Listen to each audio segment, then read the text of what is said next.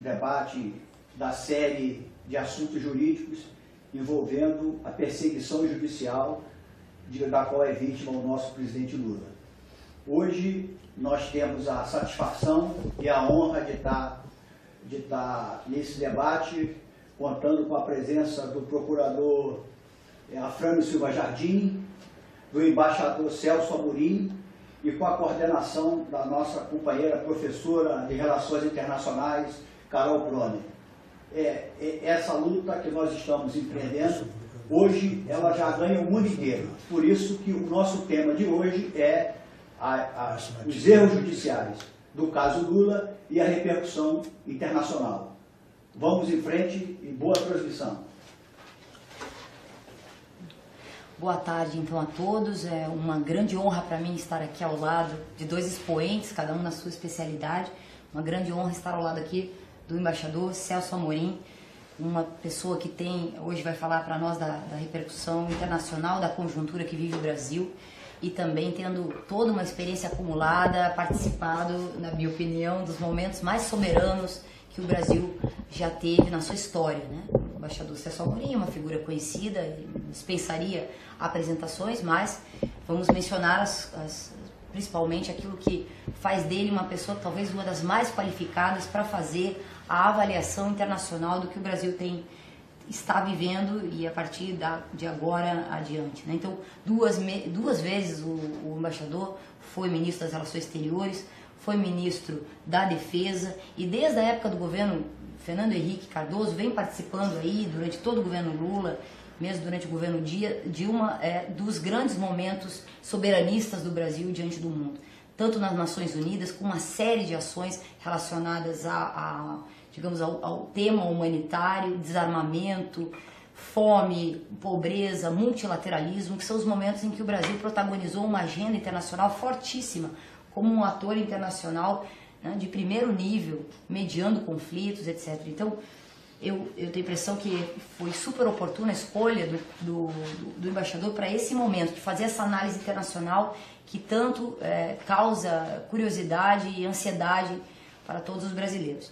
Também aqui ao meu lado, Afrânio Silva Jardim, um expoente, uma referência para o Ministério Público do Brasil, o Ministério Público Democrático do Brasil, procurador de justiça aposentado há 8 anos, tem feito um trabalho de reflexão fundamental. Eu acho que essa aposentadoria sua, o que não tem descanso nesse momento, porque é necessária a reflexão sobre a transformação do Ministério Público, os momentos vividos por essa instituição, que assim como o sistema de justiça como um todo vem modificando com o tempo. Nós vamos também ter a oportunidade de ouvi-lo sobre isso. Mas é importante a presença do Afrânio aqui. Ele tem publicado textos que são talvez os mais esclarecedores nesse processo da percepção do devido processo legal, da democracia, do devido processo legal e da respeito às garantias processuais, às prerrogativas, sendo ele professor de processo penal da UERJ, professor associado e mestre livre docente em Direito Processual Penal pela UERJ também, além de procurador de justiça aposentado. Escreveu, inclusive, das obras que nós organizamos, o Comentários a uma Sentença Anunciada, com 2 artigos, e tem participado dos principais debates que denotam o recrudescimento das instituições, do sistema de justiça, do próprio Ministério Público, que se torna mais punitivista, mais espetacularizado, mais contaminado pela mídia, etc. Então, um prazer tê-los aqui. Tenho a impressão que nós devemos... pela nosso combinado, nossa metodologia, nós vamos fazer uma exposição de 15 minutos de cada um deles e começando com o Afrânio. E claro, a principal ansiedade aqui que a gente nota de todo mundo que trata do caso, do momento, do contexto que a gente vive hoje, é a respeito das razões pelas quais o TRF4 confirma e por que é que vamos dizer, no seu posicionamento de uma pessoa democrata, que profundo conhecedor do processo penal, não havia razão para que a sentença anunciada, né, a sentença do juiz de primeiro grau fosse confirmada pelo TRF4. Se foi uma decepção, se foi algo já esperado, e tecnicamente o que pode ser dito de uma forma que a população também possa entender. Muito obrigada, Fran. Tá, pois não. o tempo é curto para um tema tão amplo como esse. Eu precisaria, calculo, quase que 2 horas para fazer uma crítica à decisão tanto em primeiro grau do juiz Sérgio Moro como da 8ª turma do Tribunal Regional lá da 4ª região de Porto Alegre. Eu vou tentar falar devagar, embora eu tenha um mau hábito de falar depressa, de profissionais do direito. Então eu vou procurar mitigar a complexidade das questões jurídicas. Eu começaria fazendo a crítica à condenação do ex-presidente Lula, primeiro sobre o aspecto processual, depois sobre o aspecto do mérito da pretensão acusatória, o mérito do processo. Sobre o aspecto processual, e os advogados do presidente, do ex-presidente Lula, apresentaram N preliminares e tal, evidentemente que não há a possibilidade de examiná-las aqui, todas, mas eu destacaria talvez 3 para o presente momento. Primeiro, tenho dito isso, tenho escrito, e não só eu, muitos juristas, que a 13ª Vara Federal de Curitiba, no caso o juiz Sérgio Moro, e por via de consequência o Tribunal Regional Federal, são absolutamente incompetentes para este e os 2 outros processos que tramitam lá, e são réu, e é réu, não só, mas o réu, o ex-presidente Lula. Por que incompetente? Porque o crime que ele é imputado, ou os crimes imputados, corrupção passiva e lavar dinheiro, se tivessem ocorrido realmente, teriam ocorrido em São Paulo. E a competência, por conseguinte, pelo Código de Processo Penal, é do lugar que se consumou a infração. Para que fosse modificada a competência de São Paulo, seria preciso que houvesse conexão. E a conexão no processo penal não é entre processos, é entre infrações penais, entre delitos. E não vi, examinei e desafiei até no meu Facebook os procuradores da República e juízes federais que me mostrassem qual daquelas 3 conexões que o Código de Processo Penal elenca estariam presentes para justificar a modificação da competência de São Paulo para Curitiba. E antes também, da Justiça Estadual para a Justiça Federal. Não há conexão. Nenhuma das 3 hipóteses. Não cabe aqui, evidentemente, examinar. Mesmo que houvesse a conexão, que não há nenhuma das 3, diz o Código de Processo Penal, em havendo conexão entre infrações penais, se deseja um só processo para que haja uma só sentença, para evitar dispersão da prova e até sentenças contraditórias. Por exemplo, o furto e a receptação. Se não houve o furto, não pode haver receptação. Então, poderia haver sentenças contraditórias se os réus fossem julgados em processos separados. No caso, mesmo que houvesse conexão, os processos que teriam força para atrair o processo do Luiz Inácio Lula da Silva já foram julgados. Não haverá possibilidade jamais de uma sentença una para os 2 processos. Então, por que modificar uma competência de justiça e uma competência de foro?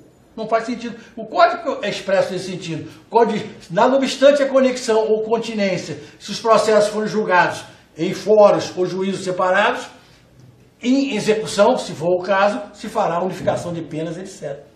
Então, não há por que justificar esse juízo universal do juiz Sérgio Moro. Evidentemente, não há. E depois também, outra questão também, ele, diante dos embargos de declaração da defesa, ele mesmo disse que, ele jamais disse em momento algum na sentença, que a vantagem devida, aspas, que o réu Lula teria recebido estaria vinculado a um contrato lesivo à Petrobras. Que seria uma forma muito forçada para levar a competência para a Justiça Federal, porque a Petrobras não é pessoa jurídica de direito público, é uma empresária, uma sociedade empresária de direito privado, economia mista. E a competência da Justiça Federal é para julgar bens ou patrimônio da União, suas autarquias e suas empresas públicas. Números clausos. Nem a conexão poderia, embora haja uma súmula do Superior Tribunal de Justiça, ampliar a competência suprema. Porque o Código de Processo Penal, lei ordinária, não pode modificar, seja para ampliar, seja para subtrair a competência suprema. Segunda questão, a falta de parcialidade do juiz Sérgio Moro. E até diria do Tribunal também, Regional Federal. Está evidente. Isso aí é evidente, eu acho até que desnecessário falar. Na verdade, quando se fez o projeto de condenar o ex-presidente Lula, é um verdadeiro projeto combinado e articulado, uma estratégia muito bem, até anunciada em trabalho acadêmico do Sérgio Moro, quando comentou a Operação Mãos Limpas, se fechou com a mídia, a grande imprensa, e se passou a alimentar a mídia para demonizar os réus, no caso principalmente o presidente Lula, e aí passou os procuradores da República e o juiz ter quase que uma obrigação de resultado, né, de entregar o produto daquilo que foi combinado. Né. Ficaria muito complicado até para o juiz Sérgio Moro absolver o Lula diante da estratégia que foi montada. Está claro que ele que tinha um réu e buscava um crime para atribuir a esse réu. E isso está claro também com os procuradores da República, né? No caso do PowerPoint, né? A alegria deles, a excitação dos procuradores, né? A satisfação de estar acusando aquele réu, né? A gente via isso claramente. Então essa questão da parcialidade até não cabe perder muito tempo com ela, sem falar das fotografias que apareceu o Sérgio Moro com adversários políticos do ex-presidente, etc.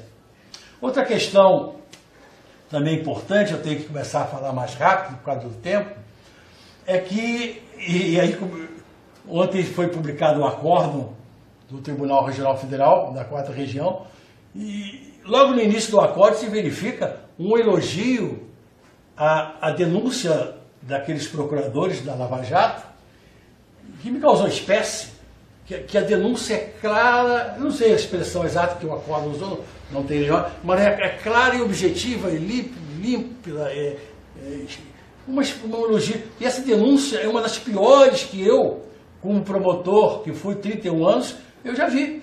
Eu me lembro que na época, eu coloquei no meu Facebook, que se um aluno meu da UERJ fizesse uma denúncia, assinasse uma denúncia daquela, eu reprovaria, porque a denúncia é absolutamente inepta. De 100 e tantas páginas. Eu fiz quantas denúncias durante 31 anos? Sei lá, mais de 400. Nunca fiz uma denúncia de mais de 10 páginas. Não é preciso, não é necessário. Não. Se a gente lê a denúncia feita contra o presidente Lula e outros réus, não se sabe exatamente qual é a imputação de quem ele está sendo acusado.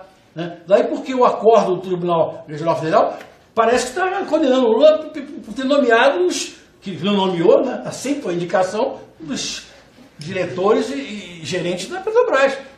O relator gastou um tempo enorme falando sobre isso. Isso não é objeto da imputação, da acusação. Isso não é objeto da acusação. O Lula tem que se defender disso, embora tenha se defendido até, porque ele não nomeou nada. E o Sérgio Moro perguntou, mas o senhor não sabia? E o Sérgio Moro e o Lula diz, e o senhor sabia? E a Polícia Federal sabia? E a Petrobras sabia? Né? Enfim... E isso levou a um problema, porque a acusação do crime de corrupção passiva é de receber indevida vantagem. E no acórdão e na sentença, dizem que o imóvel foi atribuído ao Lula, a conduta é receber indevida vantagem. Diz que o imóvel foi reservado ao Lula, isso não é crime. Se alguém reserva um imóvel para mim, eu não pratiquei conduta nenhuma. O imóvel foi destinado ao Lula, e o presidente Lula queria o imóvel, desejava o imóvel, e o verbo receber não é usado. Essa é a conduta típica, penalmente típica.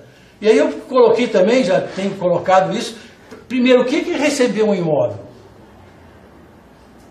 Como indevida vantagem? Receber um livro, a professora Carol me passa pela tradição e me entrega, eu recebi o livro. Agora, quem é que recebeu o imóvel?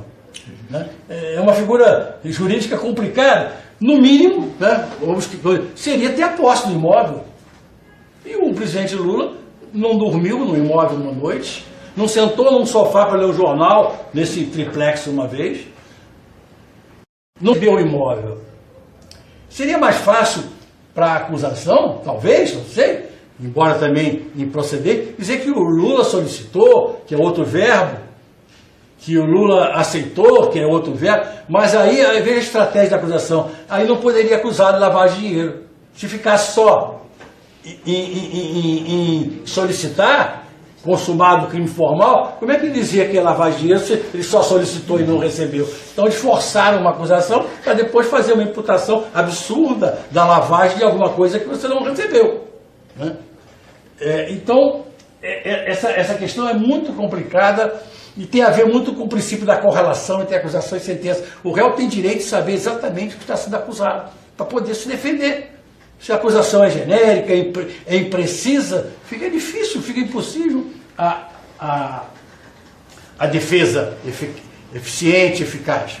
Outro aspecto importante diz respeito à desvinculação que o tribunal fez, ou tentou fazer, e o juiz Sérgio Moro, da indevida vantagem com a prática de um ato de ofício enquanto presidente da República.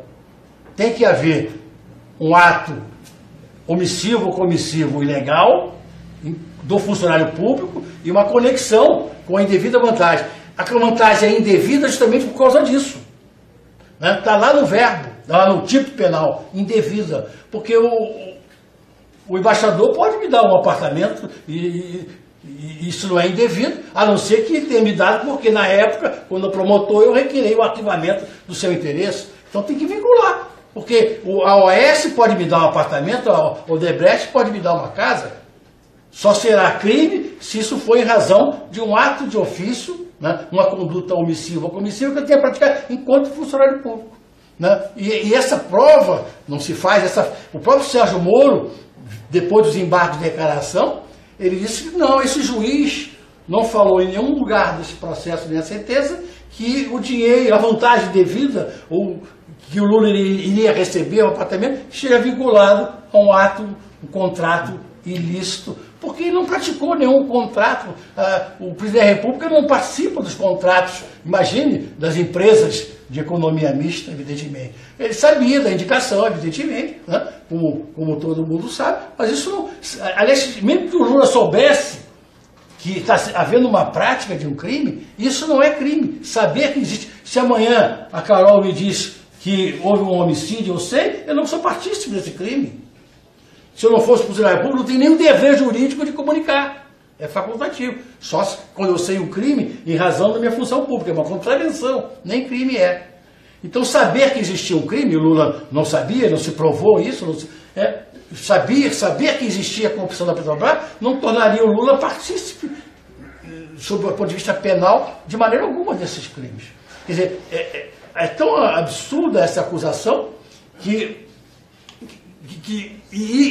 repito aqui, essa questão é importante justamente para poder até levar, forçando muito a situação, uma possível competência do juiz Sérgio Moro, e ele é o primeiro a descaracterizar essa incompetência. Com relação, só para terminar, a lavagem de dinheiro, fica complicado a lavagem de dinheiro, porque o Lula lavou o dinheiro, aspas, teria lavado o dinheiro, porque não transferiu para o seu nome o imóvel. Ora, então teria uma lavagem de dinheiro por ato omissivo, e a conduta é comissiva. Até porque, não havendo prazo para transferência, eu posso fazer uma escritura de compra e venda com o embaixador, comprando o apartamento dele, e no registro de imóveis, está em nome dele ainda. Só sou proprietário quando eu registro. E não tenho prazo para registrar. Não tenho prazo. Tenho prazo para pagar o imposto de emissão. Intervimos, não tem prazo para registrar. Então teria uma conduta omissiva, é perpétua. O Lula, a todo momento, estaria hoje praticando o crime de lavar dinheiro, porque não está transferido para o nome dele. Só que ele nem pode transferir. Não tem nem escritura, não tem nem contrato público. É uma coisa inusitada. Agora, só para finalizar mesmo, a questão da pena. Isso aqui é o mais importante. Foi deliberado isso. aumentaram a pena, que já era muito alta em relação à corrupção passiva, porque a lavagem dinheiro está prescrita. Vai prescrever, se o Ministério Público não recorrer, e não tem, no caso, recurso especial, vai prescrever a lavagem de dinheiro. Vai ficar só a corrupção passiva. Se a pena ficasse em 8 anos, nem mais um dia, estaria prescrita. E o tribunal sabe disso. E o tribunal aumentou em 4 meses, de 7 a 8 anos e 4 meses, para evitar a prescrição. Isso é absolutamente censurável, para ser delicado, para usar uma expressão mais suave. Porque a pena mínima é de 2 e a máxima é 12. Há uma tendência jurisprudencial da doutrina se partir da pena mínima e se aumentando de acordo com as circunstâncias agravantes. Não, ele é reincidente, aumenta um 8º, ele tem maus vai aumentando. E no caso ali se jogou uma pena altíssima já, e diminuiu um pouquinho e aumentou um pouquinho, justamente para evitar a prescrição. E qual foi o argumento mais importante do tribunal para dar essa pena alta? Porque é mais reprovável a conduta do ex-presidente, porque ele era presidente da República. Mas se eles mesmos estão dizendo que não tem nenhuma vinculação com os contratos da Petrobras, dos quais ele não participou, então, quando eu escrevi até um textozinho, aumentar a pena pelos bons antecedentes. Se amanhã o embaixador praticar um delito, desculpa a impertinência, de furto do meu celular... Tem que tomar cuidado mesmo hoje em dia. Mas isso aqui esse é muito velho, isso aqui é antigo. Se o furto, vão aumentar a sua pena, porque se foi ministro das Relações Exteriores e foi ministro da Defesa, aumenta a pena pelos bons antecedentes. Porque se não é praticado enquanto presidente da República, que aí seria mais censurado, né? E isso está dito e reconhecido. Diz que vai censurar porque o réu é um ex-presidente da República, então aumenta a pena porque ele foi. Porque se é presidente da República eleito e reeleito e sair com a aprovação de mais de 30%, não pode ser causa de aumento de pena, evidentemente. Então isso é surreal também. Acho que já fui avisado aí que o tempo terminou, tive que falar um pouco rápido agora no final. Eu tenho aqui mais umas 10 questões, mas vamos deixar para as perguntas também. Nós vamos voltar. Enfrentar. Eu acho que sim. Eu estou aqui acompanhando, isso é novo para mim, que também não sei fazer direito, mas eu estou aqui acompanhando ao vivo, recebendo várias perguntas, tomando nota de algumas que vou devolver. Tomara que venha alguma que permita que eu supra as lacunas que tem aqui. Seguramente. Eu tenho mais de 20 itens aqui. E uma delas, que eu acho que vai juntar mais tarde, mas eu já vou passando a palavra para o embaixador Celso Amorim, é sobre isso, quer dizer, ao mesmo tempo, também perguntaria a você mais tarde, quer dizer, essa complexidade dessa explicação do processo penal que decorre, digamos, do Poder Judiciário, nesse caso, primeira instância, confirmado pela segunda instância. Primeira coisa, depois eu vou devolver essa dúvida a você, é sobre a percepção popular disso, se a população está enxergando a injustiça, a tremenda injustiça, inclusive esse cálculo, digamos, proposital dessa dosimetria da pena, né, esse aumento da pena, que eu vou perguntar depois, mas esse povo, e do ponto de vista internacional, como é que é isso? Porque quando nós percorremos aí alguns ambientes acadêmicos internacionais, é difícil explicar que o Poder Judiciário de primeiro grau, depois o de segundo grau, confirma uma sentença, e nós, acadêmicos, vamos lá tentando explicar que tem uma série de preliminares, de incompetência de juízo, que há um juiz parcial que está conduzindo o processo. É no mínimo desagradável para quem é republicano e respeita as instituições. Eu queria entender a percepção que com a sua experiência você está percebendo, e também eu sei que foi aí um dos mentores de um manifesto, que é uma forma de expressão dessa indignação e tudo isso. Por favor, Celso. Bom, Carol, professor, foi um prazer aqui ouvi-lo. Eu mesmo teria algumas perguntas, porque eu acho que é um caso que, bom, com relação à percepção, isso não tem dúvida, tudo muito claro, mas, digamos, sobre alguns aspectos de como reagir, que eu acho que seria interessante também depois ouvir. Mas deixa-me dizer, primeiro, Carol, é difícil explicar porque é mesmo inexplicável, né? Eu me lembro que uma vez eu recebi uma instrução, quando eu era embaixador na ONU, sobre um assunto em que a instrução que veio de Brasília, isso era o governo Fernando Henrique, a instrução que veio de Brasília era claramente contrária a um princípio que o Brasil seguia sempre, como era, digamos, a preservação da integridade territorial dos estados, e, enfim, o uso da força, etc. Não vou entrar aqui nos detalhes, porque não é um caso. Aí eu recebi uma instrução, naquela época o Brasil estava no Conselho de Segurança, e eu recebi uma instrução para votar num sentido contrário à resolução que tinha sido proposta, acho que pela Rússia, mas que os Estados Unidos eram muito contra. Então, naquela época havia uma certa, digamos, não vou falar docilidade, mas havia uma certa tendência a atender os pedidos norte-americanos, digamos assim, colocando de maneira suave. Então, era uma coisa que claramente não correspondia, foi uma questão ligada ao Kosovo, ao uso da força, etc. E havia uma resolução que condenava, pedia condenação. Aí eu recebi a instrução para votar contra. Eu falei, bom, em primeiro lugar eu não vou, para já demonstrar que o embaixador, o chefe do posto, não está indo, porque não deu uma pessoa de nível mais baixo para ir. E a pessoa que foi, que era um rapaz muito interessante, inteligente, que é uma tradição no Conselho de Segurança que se explica o voto. Você vota e explica o voto, a não ser quando há um acordo de todos não explicar. E ele falou, mas então qual é a explicação de voto que eu vou dar, embaixador? Eu falei, você não vai dar explicação. Ele falou, mas como eu não vou dar explicação? Eu falei, você não vai dar porque você não pode explicar o inexplicável. Então eu hoje, se eu fosse embaixador do Brasil no exterior, ia estar em maus lençóis. Eu tenho muita pena dos meus jovens colegas, muitos dos quais eu promovi, e que hoje têm que defender posições absurdas. Né? Não só nesse caso, por exemplo, em relação ao que a defesa vai fazer no Comitê de Direito, está fazendo e vai fazer no Comitê de Direitos Humanos, mas em relação a uma série de outras coisas que tem a ver com direitos trabalhistas, com uma porção de outras questões que são muito difíceis de defender. Então, quer dizer, e veja bem, mesmo aqueles que, na minha opinião, tiveram algo a ver com esse processo todo, eu estou falando mais de modo mais geral do que da sentença especificamente, porque é preciso ver o contexto. Mesmo essas pessoas, elas não querem se misturar muito. O secretário de Estado dos Estados Unidos veio agora ao Brasil, à América Latina e à América do Sul. Gente, para não ver o Brasil, eu preciso de um esforço, porque não é um pequeno país, não estou fazendo pouco do pequeno país, mas o Brasil é muito grande, o sujeito tem que voar 5 horas em cima do Brasil, que é o maior país da região por qualquer critério, e não vê o Brasil, com o agravante de que meses atrás veio um vice-presidente, também não veio, porque o Brasil está sendo ignorado. Nem o governo americano, que provavelmente, digamos assim, teve algo a ver com esse processo todo, né, pelos vários fatos que foram mencionados, das relações com os Estados Unidos com membros do Ministério Público e da Justiça Brasileira, enfim, nem eles querem se misturar com o Brasil, porque eles sabem que está muito feio. Eles estão vendo que isso que está acontecendo é algo que o New York Times publica um artigo dizendo que o Brasil, a democracia brasileira está à beira do abismo, o Le Monde publica um artigo, enfim, com outras palavras, mas com o mesmo sentido, a mesma perplexidade, para onde foi a democracia brasileira, mesma coisa os jornais italianos, o País, enfim. Então a percepção ampla, eu diria, é extremamente, no mínimo perplexa e em muitos casos de indignação do que está ocorrendo. Como é que você pode? Porque não estamos falando de um presidente da República qualquer.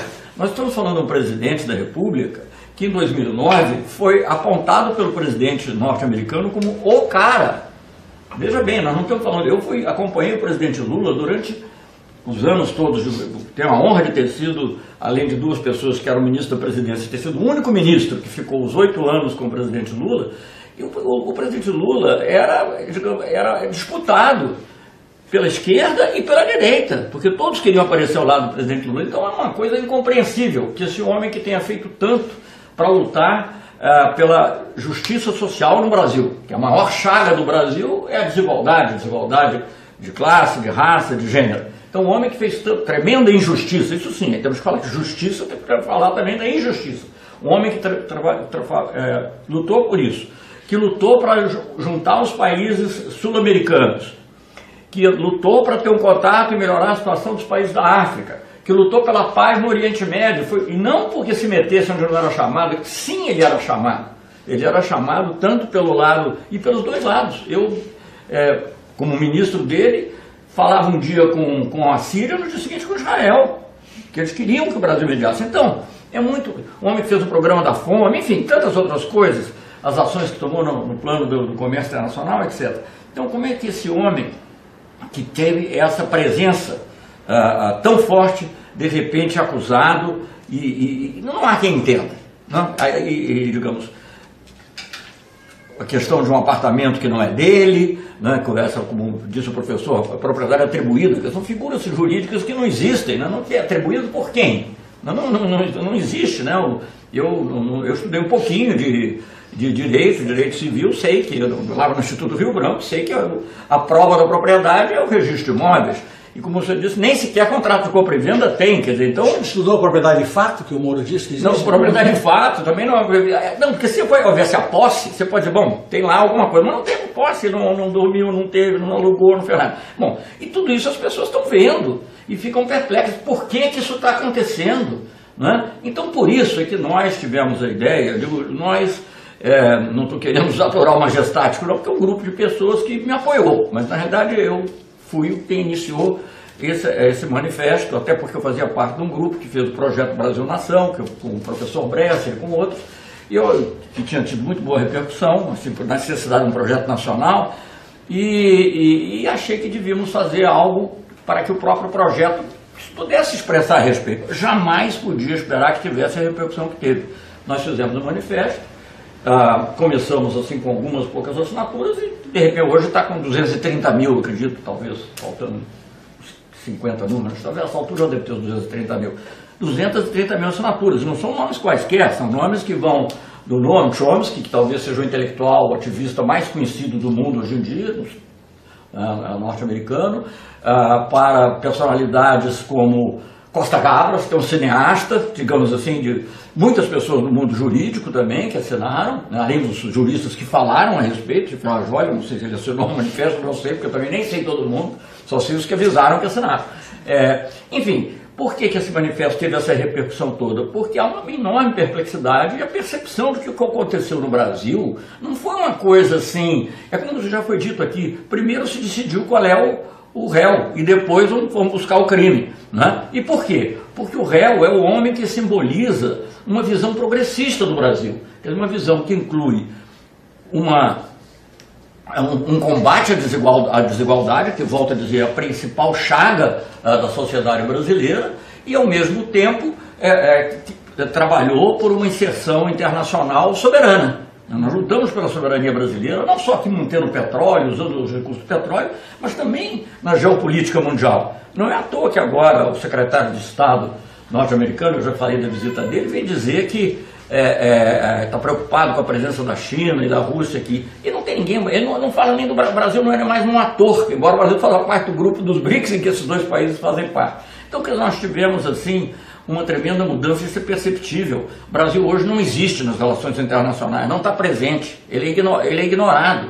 Claro que não é ignorado como território, como recurso, isso ao contrário, está aproveitando ao máximo que pode, mas não tem presença nenhuma. Então, para mim, é muito claro que tudo isso, eu não sei até que ponto foi planejado aqui ou ali, mas foi objeto de cooperação muito estreita, e de uma cooperação muito estreita que tem por objetivo central não é um processo só, como muitas pessoas já apontaram, era necessário ver o impeachment da Dilma, sem razão também, sem base jurídica para isso, mas culminar com esse impedimento do presidente Lula se candidatar. Então, por que nós fizemos um manifesto, e eu vou terminar com essa minha primeira apresentação aqui, porque também a tendência é falar muito, eleição sem Lula é fraude. Eu não vou entrar nem no aspecto jurídico, porque isso já está mais do que discutido. Mas por que é fraude? Porque é uma fraude ao povo brasileiro, não é uma fraude só ao Lula, não é só o direito humano do Lula que está sendo contrariado, é o direito do povo brasileiro de escolher seu presidente. E vamos lembrar, o fundamento da democracia é a soberania popular. Não é? Quer dizer, mesmo supondo que esses juízes estejam todos agindo de boa intenção, eles têm que ter sensibilidade para a soberania popular. E aqui não há sensibilidade alguma. Isso é uma coisa que a mim me deprime muito, quer dizer, então eu queria dizer mais ou menos isso. Eu acho que o manifesto, aliás, aproveito a ocasião para fazer propaganda do manifesto, é muito simples de assinar, que nós fizemos um site simplificado, change.org/Lula. Se você procurar lá, você entra e se apertar, assinar, nós passamos a ter 231 mil, 232 e por aí vamos. E é isso, essencialmente. Começou como um manifesto mais de intelectuais. Bom, eu não mencionei uma coisa, que foi assinado, além desses intelectuais, por ex-chefes de Estado, como, por exemplo, daqui da América do Sul, vários, né? Não pode dizer que foi só gente de esquerda, foram também de esquerda, Pepe Mujica, etc. Mas Samper, por exemplo, foi presidente da Colômbia, assinou, ex-primeiros ministros de vários países, não, Cristina Kirchner, vários outros, ex-primeiro-ministro da Itália, ex-primeiro-ministro da Espanha, enfim, é um número muito significativo. Personalidades, eu até salientei num artigo que eu escrevi agora para a Carta Capital, 2 casos interessantes, e eu vou terminar com isso. Um é do Daniel Ellsberg, né, que está até levando um filme aí chamado Post. Né? Por que o Daniel Ellsberg é muito significativo? O Daniel Ellsberg foi quem desmascarou uma falsa narrativa sobre a guerra do Vietnã, e foi o começo do fim. Então nós estamos precisando de vários Daniel Ellsbergs aqui para isso. Seria interessante se houver um, quem sabe um dia aparece um, não sei se será a tempo. E aí entra outra questão da perda irreparável. Outras pessoas que assinaram também, entre muitas outras, foram os filhos do casal Rosenberg, que foram condenados à morte por uma suposta espionagem nuclear que nunca se provou. Né? Então, eu juntei esses 2 casos para lembrar como, digamos, o perigo dos erros judiciários, quer dizer, você dizer, tem um conjunto de fatos, mas não tem uma prova, né? E, segundo, você criar uma narrativa falsa para justificar uma ação política. Interessante. Carol, você me permite um minutinho só? Claro. É só para dizer, corroborando o que o embaixador disse, que eu estou aqui porque acredito no que falei e acredito que tecnicamente o presidente Lula não poderia ter sido condenado. Porque não sou advogado, não sou político, não tenho interesse outro senão a realização da justiça. Evidentemente. Não tenho nenhum interesse, senão não estaria aqui falando o que falei. Só para ficar bem claro. Não advogo, não vou advogar, embora pudesse. Não sou candidato a nada e estou aqui exclusivamente porque acho que é justo estar aqui, falando o que falei. Obrigada, Fernando. Eu vou continuar, que as perguntas elas podem ser feitas, eu tenho recebido várias, tem muita gente online aqui, eu nem sei dizer o número, que é uma quantidade imensa, e também perguntas incríveis aqui, muito boas, para que a gente pudesse conduzir esse debate de lado a lado, porque a mesma pergunta vai ter aspectos tanto técnicos jurídicos quanto, e inexplicáveis, tanto técnicos jurídicos quanto da repercussão que isso causa no mundo internacional. Agora, tem uma expressão que foi utilizada pela defesa do presidente desde o início e que traz muito aprendizado para nós também na área do direito internacional, que é o tal do lawfare, né? Que é aquela história da guerra jurídica. Guerras jurídicas com consequências políticas, mas talvez seja mais que isso, né? Depois poderíamos devolver a palavra ao Celso para falar um pouquinho disso, um lawfare neoliberal, porque está conectado com esse andamento de um impeachment sem crime de responsabilidade, sem crime nenhum, sem a clareza da retirada de uma presidenta eleita, né? E agora há o impedimento, e aí ligando a questão da soberania, da possibilidade do povo escolher o representante, que é o que também está nesse caso. Então eu queria fazer uma pergunta que tem a ver com o direito penal de autor. Por um lado, e aí uma expressão mais, digamos, da doutrina, né, do processo penal, do direito penal, que não, o direito penal de autor foi aplicado no caso do presidente Lula para aumento da dosimetria, quer dizer, ele é punido pelo êxito, pelo legado, mas ao mesmo tempo, esse autor não é considerado no sentido de que, já que ele é o resultado condenatório, a sua liberdade e a própria aplicação da ficha limpa, da lei da ficha limpa, que impediria que ele pudesse concorrer ao pleito eleitoral, quem é que é finalmente vítima desse processo? Porque, afinal de contas, a população não poderá escolher um candidato que está flagrantemente sendo condenado com critérios de injustiça e, no fim das contas, eventualmente, se essa fosse uma decisão soberana, ou mesmo que ele não chegasse a ser eleito, mas o direito que o povo tem de votar nele, ou até de não votar, para que o processo eleitoral ocorra de forma normalizada, para tentar recuperar essa fratura democrática e institucional que nós vivemos no país. Não sei se você poderia falar um pouco do aspecto disso, da utilização do autor, e também outros aspectos ficaram de fora, sobretudo, que estão me perguntando muito, Afrânio, o que vai acontecer agora. O acórdão foi publicado ontem, temos um prazo,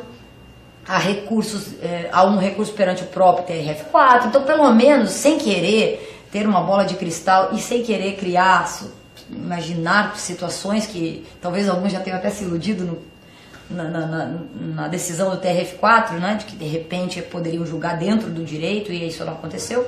Então o que é que nós temos pela frente? Isso é uma ansiedade que está aqui também posta nas perguntas que a gente está recebendo pelo online, né? Bom, eu peço que me controle também em termos de tempo, passar também depois para o embaixador a palavra. A pergunta me fez lembrar um texto meu que eu escrevi em tom de blague, uma brincadeira, quando eu falei que aumentaram a pena do Lula por bons antecedentes, e eu falei que sorte que não se lembraram que ele tem mais de 30 títulos de doutor honoris causa, senão ia para 60 anos a pena dele, né? Mas eu acho essa questão do direito penal do autor, o direito penal liberal, o direito penal que nós temos no Brasil, na sociedade ocidental, vamos chamar assim, é o direito penal do fato. Ninguém é punido, ninguém pode ser punido pela sua conduta de vida, por ser bom ou mal, e já aí rola o maniqueísmo, o que é bom, o que é ser mal. Você tem que ser punido nem pela cogitação. Se eu cogitar matar alguém e disser, eu estou cogitando matar alguém amanhã, eu não posso ser punido. É preciso que haja o início da execução. Se eu comprar uma arma para matar alguém e ficar escondido atrás do poste e a pessoa não passar ali, eu não pratiquei tentativa de homicídio. Só se pune a conduta quando houve o início da execução. Então, sequer pode-se falar que ele iniciou o recebimento.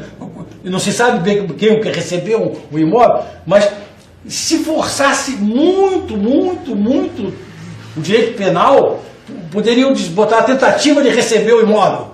E aí a pena reduziria de 1 a 2 terços, estaria prescrito. Então, há toda uma artimanha artimanha talvez não seja a palavra, uma estratégia muito bem embolada para condená-lo, para que, acho eu, né, o útil e agradável na perspectiva deles, né, o Lula não se candidate. Eu acho que por trás disso tudo, desde o golpe contra a ex-presidenta Dilma, está o interesse econômico, o capital, né, o grande capital, né, e isso se verificou depois com os leilões do pré-sal e querem fazer a privatização da Eletrobras, enfim, essas coisas todas que nós sabemos.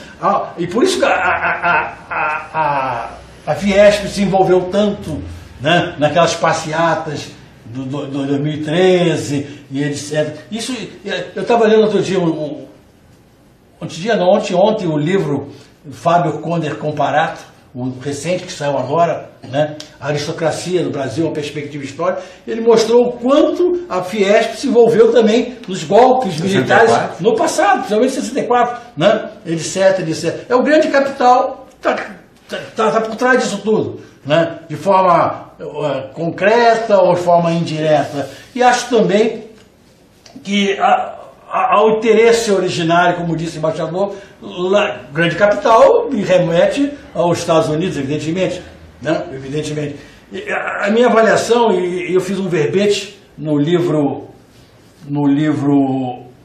A Enciclopédia do Golpe, a minha avaliação é que na época em que a presidente Dilma estava sendo gravada a espionagem, né, ela e a primeira-ministra da Alemanha, aquela coisa que nós sabemos, não cabe aqui detalhar isso, também havia uma espionagem do petróleo, espionagem industrial. E nessa espionagem, as agências americanas descobriram o que havia realmente, corrupção dos diretores e dos gerentes. E municiaram, né, os procuradores da República, informaram, quem sabe, não sei, isso é especulação, ao juiz Sérgio Moro, e eles podem até, já que atende o interesse ideológico deles, teria até que, como inocente, eu, enquanto promotor, enquanto procurador, sei de um crime, eu tenho que agir, tenho que providenciar. Então, de repente, eles estão sendo até massa de manobra, inocente, útil, se é que é inocente. Útil, sim. Inocente, já não sei, estou supondo. Então, tem lá uma pontinha nos Estados Unidos da América do Norte. Nada acontece na América Latina sem... O embaixador está aí para... que é um testemunho só para nos mostrar até onde vai tudo isso, né?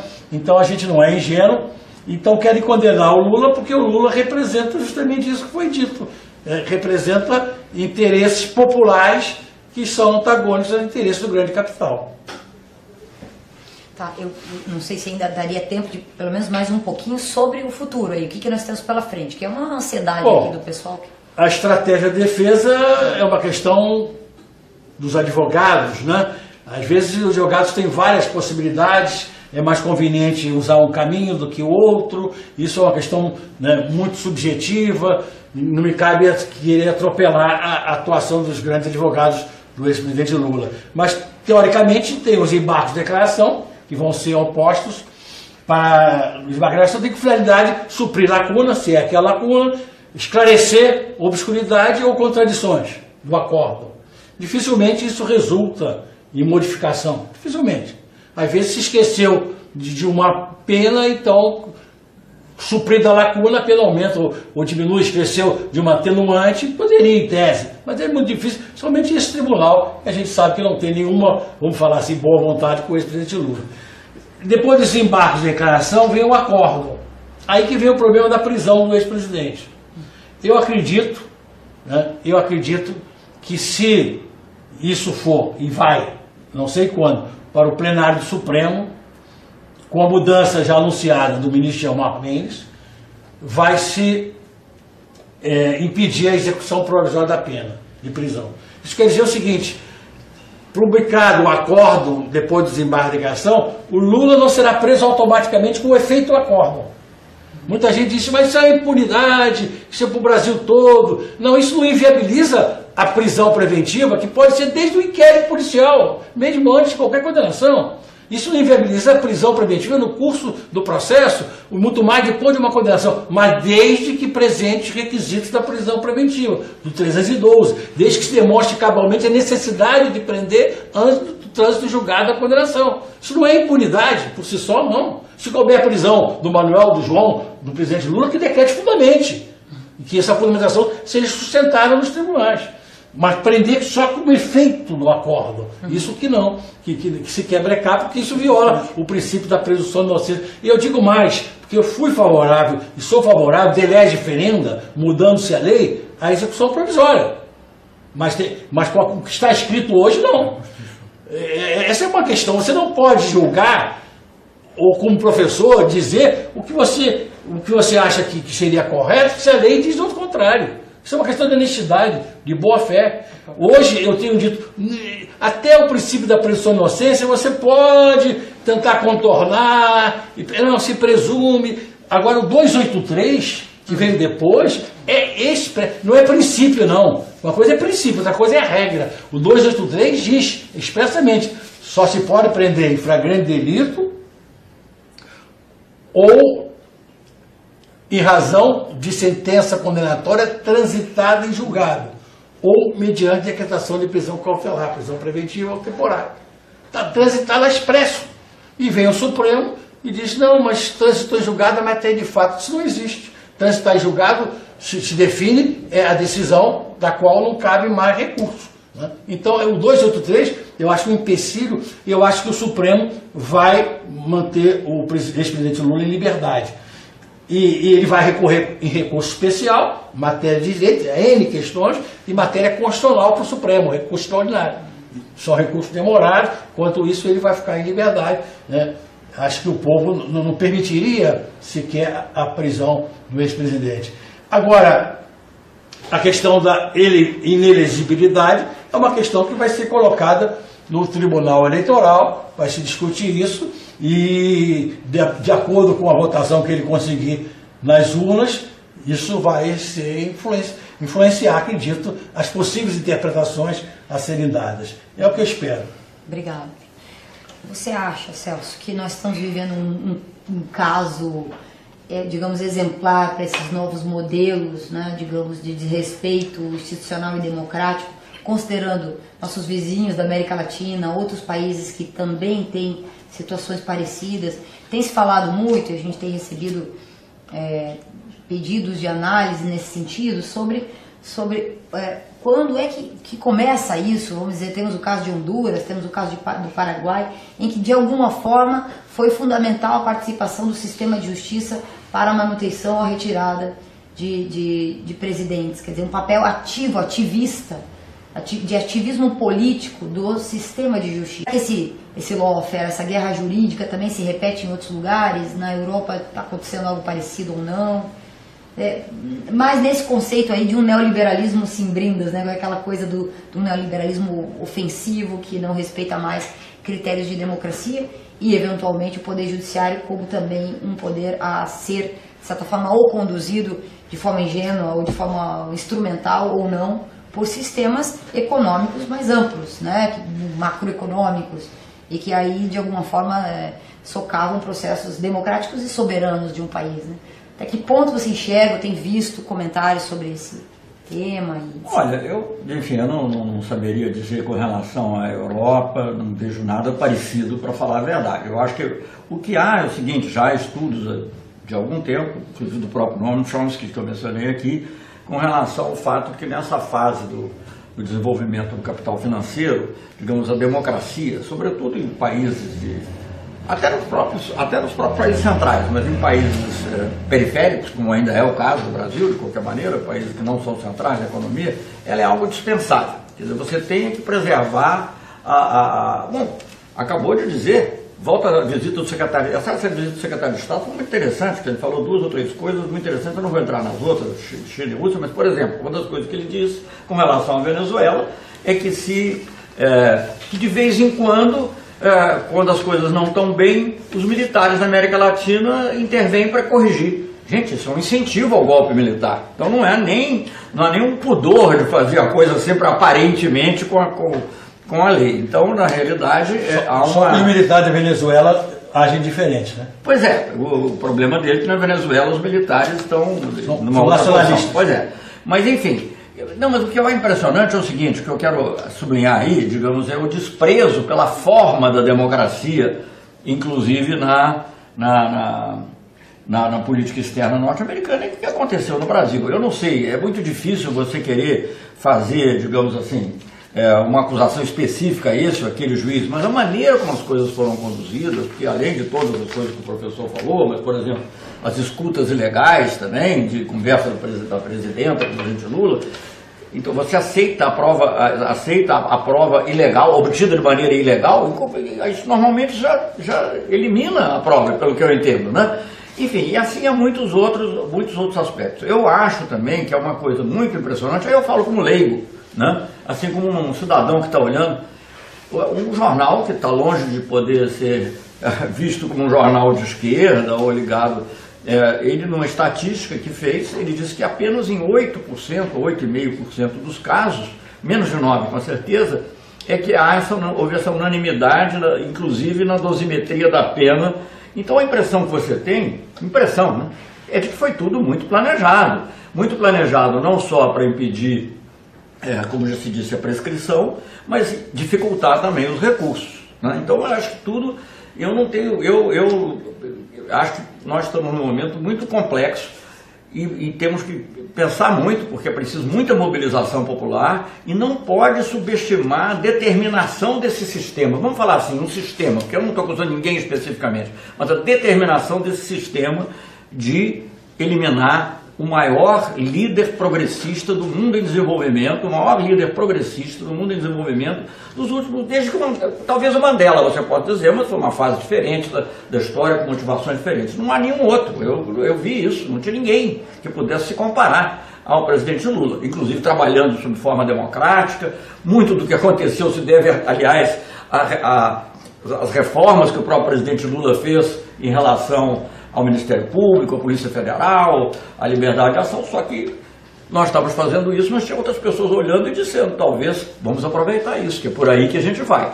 Então eu acho que, não sei se eu estou respondendo exatamente a sua pergunta, mas eu acho que, eu recentemente disse até num artigo que foi publicado até em catalão, fiquei muito contente porque minha avó é catalã, não sou separatista não, mas eu estou falando aqui, não quero me meter nisso nos assuntos da Espanha, mas o que eu quero dizer é o seguinte, dizer isso não foi um golpe só contra o que está acontecendo no Brasil, não é um golpe só no Brasil, é um golpe contra a integração sul-americana. Ninguém quer a integração. O presidente Lula, nós tivemos pela primeira vez um Conselho de Defesa sul-americano. Imagina, eles estão olhando de lá, aquilo é o quintal, gente, o quintal está se rebelando. Não pode, né? Então eu acho que isso tem que ser visto dentro de um contexto geopolítico global, em que todos os instrumentos são usados. Como disse o secretário de Estado, se necessário a gente usa os meios militares, mas em outros casos em que é mais difícil usar isso, vamos usar meios judiciários. Se as pessoas aqui agiram como inocentes ou fazem parte também de uma percepção do mundo que é contra esse progresso social e também contra o progresso, digamos assim, em termos de maior independência do país, eu não tenho certeza. Não tenho se já estava ideologicamente, mas há uma aversão nítida ao que o presidente Lula simboliza, há uma aversão nítida a ter negros na universidade, a ter pessoas pobres participando de maneira mais intensa da vida social, a que as empregadas domésticas tenham os seus direitos reconhecidos. Então é o seguinte, e tem um ditado, me corrija, mas acho que é sumum jus, sumum injuria, supondo que fosse sumum jus nesse caso, que não é, mas digamos assim, nós estamos, quer dizer, está se procurando apego em situações específicas que não são verdadeiras, para começar, mas para cometer uma suprema injustiça contra o povo brasileiro, dentro do que eu já falei antes, não só em relação às reformas que poderiam beneficiar o povo, mas ao básico da democracia, que é a soberania popular. Onde não há soberania popular, quer dizer, você pode imaginar o seguinte, estava lendo um pouquinho aqui sobre a Constituição de Atenas, né, que sempre a gente vê a Grécia como um exemplo de democracia no início, apesar das limitações que todo mundo sabe que tem historicamente, mas dentro dos contextos da época... Tinha escravidão, né? Hã? Tinha escravidão na Grécia. Pois é, tinha escravidão, mulheres também não tinham poder, etc. Muitas outras coisas, mas, enfim, inspirou a democracia moderna. Mas nesses casos mais importantes, até antes da democracia, se você for ler, por exemplo, o que aconteceu, por exemplo, com Orestes, vamos dizer, ele é julgado pela Assembleia. Por quê? Porque não podia ter, não tinha, por uma coisa dessa importância, que você está julgando um governante, um ex-governante, ou uma pessoa dessa importância, você não pode entregar e confiar exclusivamente no julgamento de uma das pessoas que podem sim, não estou dizendo que foram, não posso falar isso, tenho a minha impressão, mas eu também não quero que tenha uma condição coercitiva na minha casa amanhã. Então, pessoas podem sim estar sendo manipuladas por um sistema muito maior, que elas mesmas não entendem, mas dentro das quais elas podem ser instrumentos. Carol, me rapidinho, duas coisas. O nosso amigo Rubens Casara, nesse livro dele, O Estado Pós-Democrático, ele mostrou com muita clareza que a democracia, mesmo a liberal burguesa, como se fala, já não serve mais ao neoliberalismo, ao capitalismo financeiro. Eles já não precisam mais da democracia liberal para o seu domínio no plano econômico, social, etc. E outra questão com relação à perseguição, o lawfare do Lula. Eu me lembro agora, na mesma semana da sentença publicada do juiz Sérgio Moro, o presidente do Tribunal Regional Federal da 4ª Região, o desembargador Thompson Flores, me lembro sobre o sobrenome dele, porque ele é neto do ministro supremo, disse publicamente, do nada, compareceu à imprensa para dizer que é uma sentença histórica e irretocável. Né? Por ali já se mostra por que ele foi fazer isso. A troco de quê? Se expor até. Né? Então há um planejamento, há uma estratégia por trás disso tudo aí. Né? E a gente, tem que denunciar isso. Né?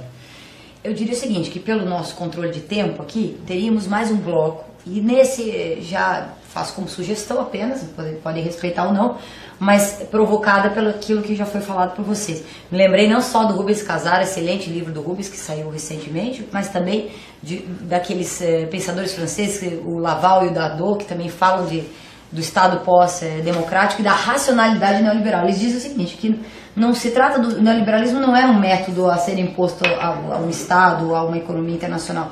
É algo que vai aos poucos conquistando a racionalidade até o ponto que nós teríamos que, para destruir esse sistema, teríamos que destruir, de certo modo, a nossa forma de vida, a nossa própria forma de vida, do tamanho, né, do entrelaçamento das relações e da subjetividade que está envolvida nisso. Então, e aí vem a pergunta, como é que nós aceitamos algo, nós que eu digo, população, manifestando na rua, as greves gerais, os sindicatos, os movimentos sociais, algo que nós, bem ou mal, sabemos que nos fará extremamente mal, né? Essas reformas e esse momento vivido que é tão dramático, essa possibilidade de retirada de um candidato que vai fraturar ainda mais um momento que a gente está vivendo. E aí eu pergunto, essa questão do legado, porque nós temos um imenso legado dos últimos, digamos, não diria nem 12 anos, 15 anos, até um pouco antes, a gente vinha, mesmo depois da Constituição de 88, com erros, obviamente era uma democracia que não rompeu com o pós-colonialismo, com tantos problemas que nós trazemos aí desde a fundação, digamos, não rompeu com a escravidão. Não rompeu com a escravidão, por exemplo, que o mito, né, racial, o mito da igualdade racial e tudo isso, mas era um processo que vinha se institucionalizando, vinha e tal. Esse legado de conquistas que a gente já sabe que isso está sendo discutido internamente, que não foi suficiente, que as políticas públicas, que isso, esse legado surgirá? Eu diria o seguinte: será suficiente para a gente se opor a isso, para tentar retirar essa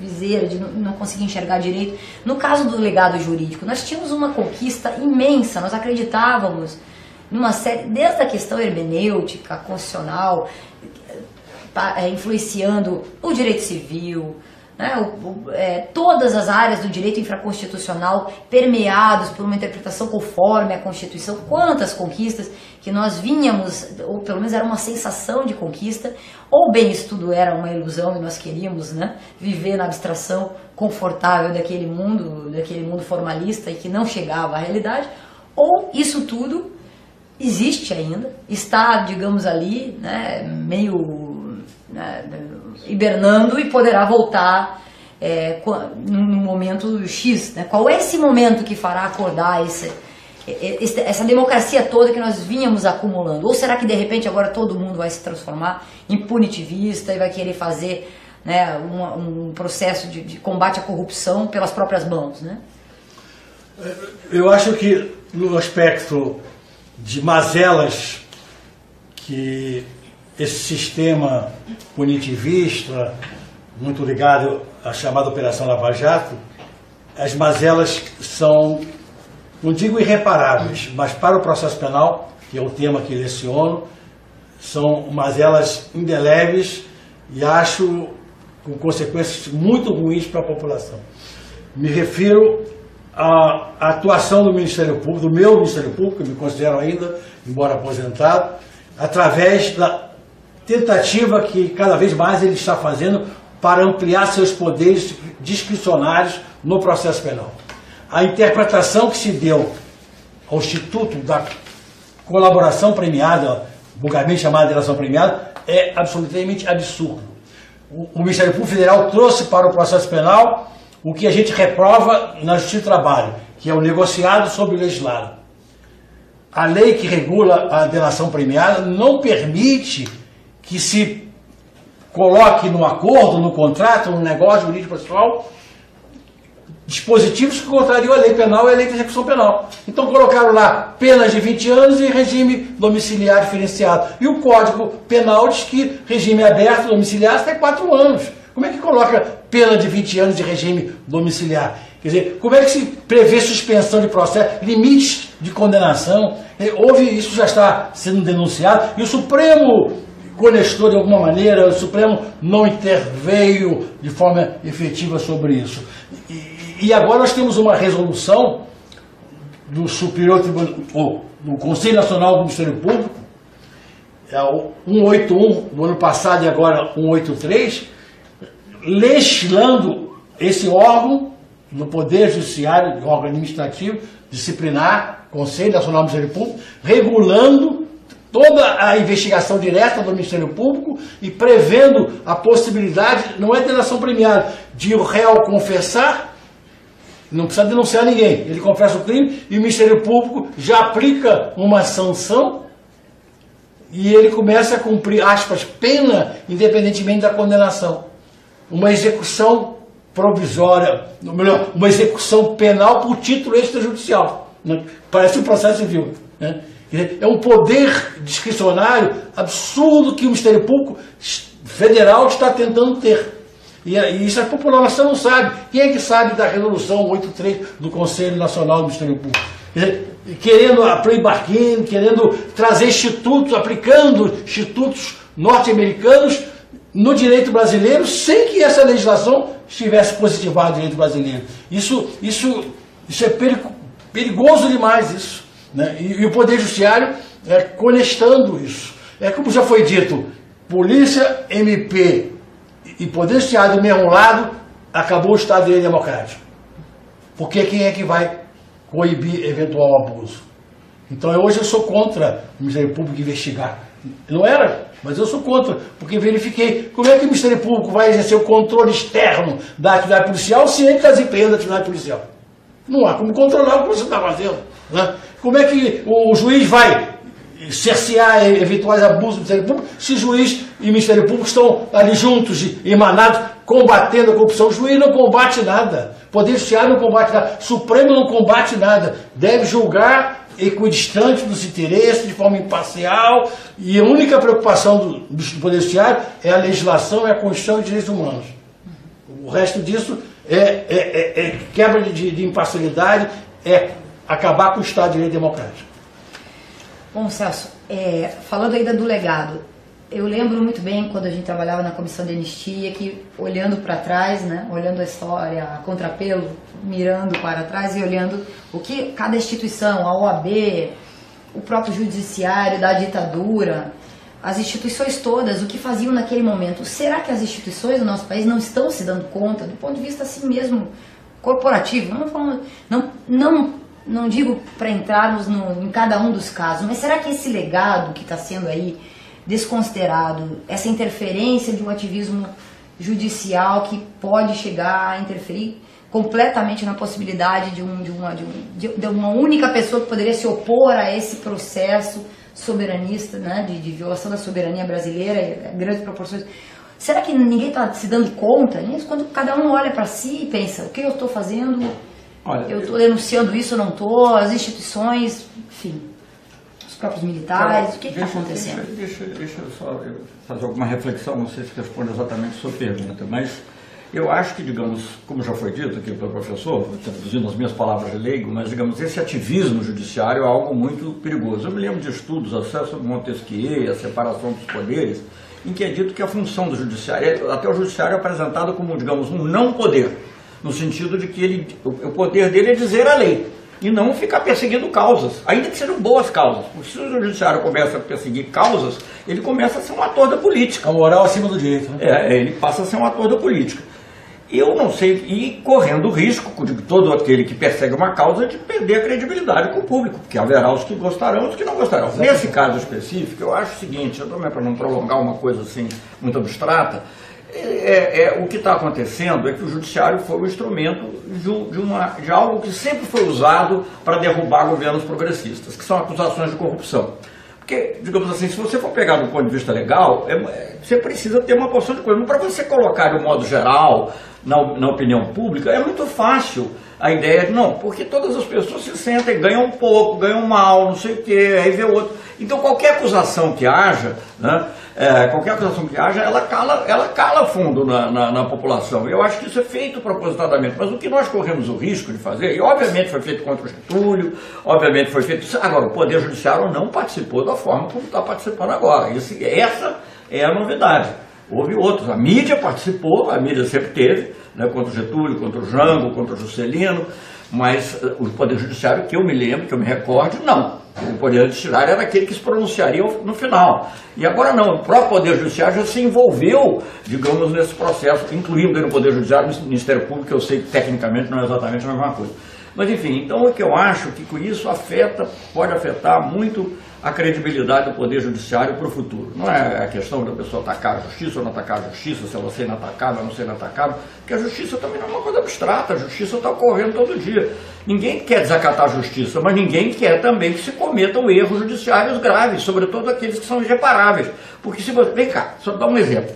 Um juiz de Brasília, recebendo uma denúncia do Ministério Público, um pedido do Ministério Público, impediu o presidente Lula de ir à Etiópia fazer uma conferência sobre a fome. A perda é irreparável.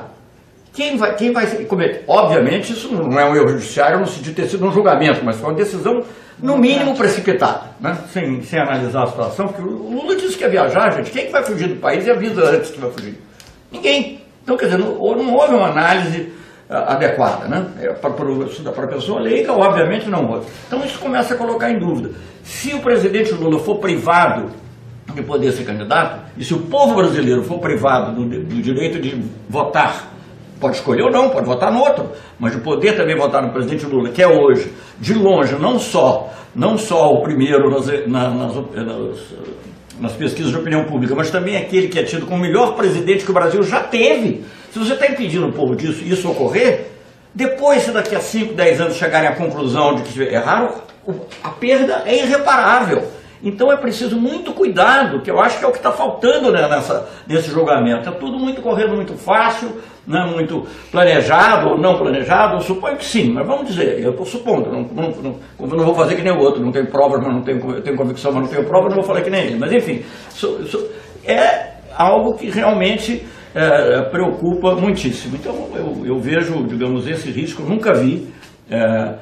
Você teve a Operação de Mãos Limpas na Itália, mas você teve vários juízes da Itália que andaram falando aí, dizendo que o que se fez no Brasil em matéria de delação premiada e outras questões estão totalmente fora do que seria concebível, mesmo na Operação Mãos Limpas na Itália. Então, eu acho que há um risco muito grande de que haja uma percepção, a meu ver até correta, de que o judiciário tomou partido político, e isso é um descrédito muito grave para aqueles que têm que dizer a lei, arbitrar no final, serem imparciais, que eu acho que é a função, digamos assim, a característica principal que deve ter o judiciário. Não é essa a percepção do povo brasileiro, e não é essa a percepção internacional. Obrigada, Celso. Afrânio, umas palavras finais, também vou pedir ao Celso. O que temos pela frente? O carnaval?